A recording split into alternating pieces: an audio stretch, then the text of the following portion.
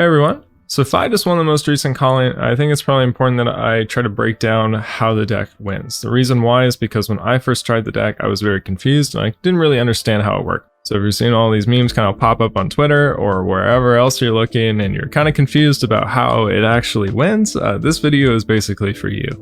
So Phi essentially is a combo deck, at least in the sense that it's looking to have massive explosive turns with lots of payoff that really only happens one time from your equipment. Phi Rising Rebellion, the Draconic Ninja hero is what we'll be using. You're going to get a free 0-cost attack from your graveyard every single turn.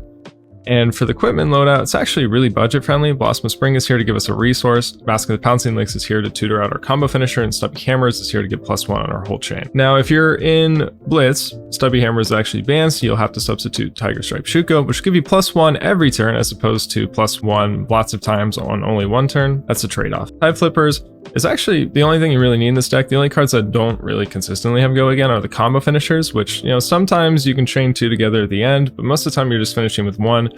Additionally, you also have Searing Emberblade, a 2-cost 3 attack that has go again, and then Phoenix Flame, the 0-cost attack that you can get every turn from your graveyard. Probably worth mentioning that Spreading Flame says Draconic attack, so assuming you're on Draconic Chainlink 4 or higher, you actually get +1 to Searing Emberblade, which is a good tip that you should probably know. So the way the deck wins is playing Art of War, and then having a super long combat chain and finishing with either Lava Burst or Solve the Wound. Additionally, you can activate Stubby Hammers within this, and also you can play cards like Spreading Flame, trying to extend your combat chain as long as possible while giving +1 as many times as you can is pretty much how the deck wants to win.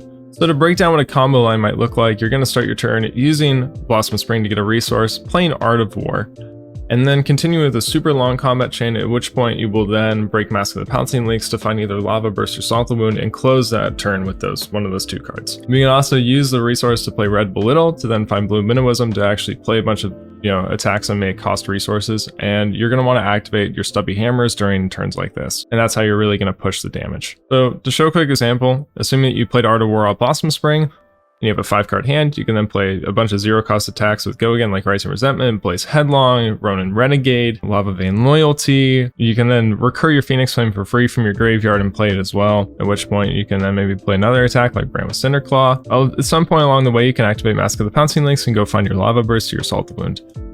Now, if I show you this as essentially a combo turn, you might be sort of confused because this damage is like not impressive. But what you have to remember is that everything has +2 from the Art of War and the Stubby Hammers. So all of a sudden, all those 0-cost 3 attacks are now 0 for 5s, right? Considering that we're looking at 4 0-cost 3 attacks on this turn, that's now 20 damage.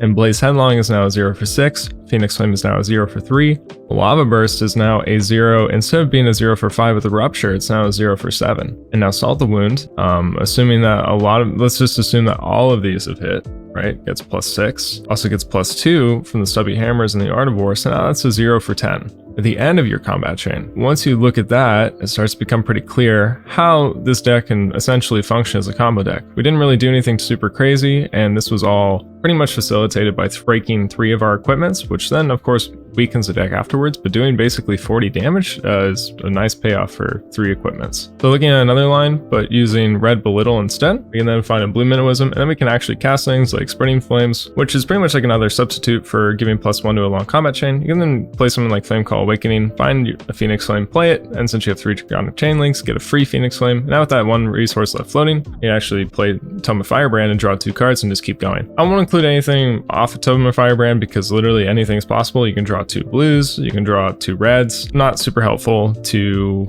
show what you would draw off Tome of Firebrand. But assuming that you understand the combat chain and the deck well enough to get to this point, it's probably safe to assume that you'll probably figure out what to do with the cards. Now, these 2 cards can really push the ceiling on some of these turns. Phoenix Form can sometimes draw you 3, probably won't most of the time, but off of Stubbies and Art of War, this can actually be a 0 or 7, which is super absurd. Tome of Firebrand can just let you keep going. These are obviously cards you want to add on to, those previously mentioned examples, and that's when you really start to push the ceiling on most of these turns. So thanks for watching. Hopefully this video was helpful. Like I said, I myself am still learning the deck. I don't know everything there is to know about it, but I want to at least start breaking down how the combo works, what your turns are going to look like. Thank you for watching.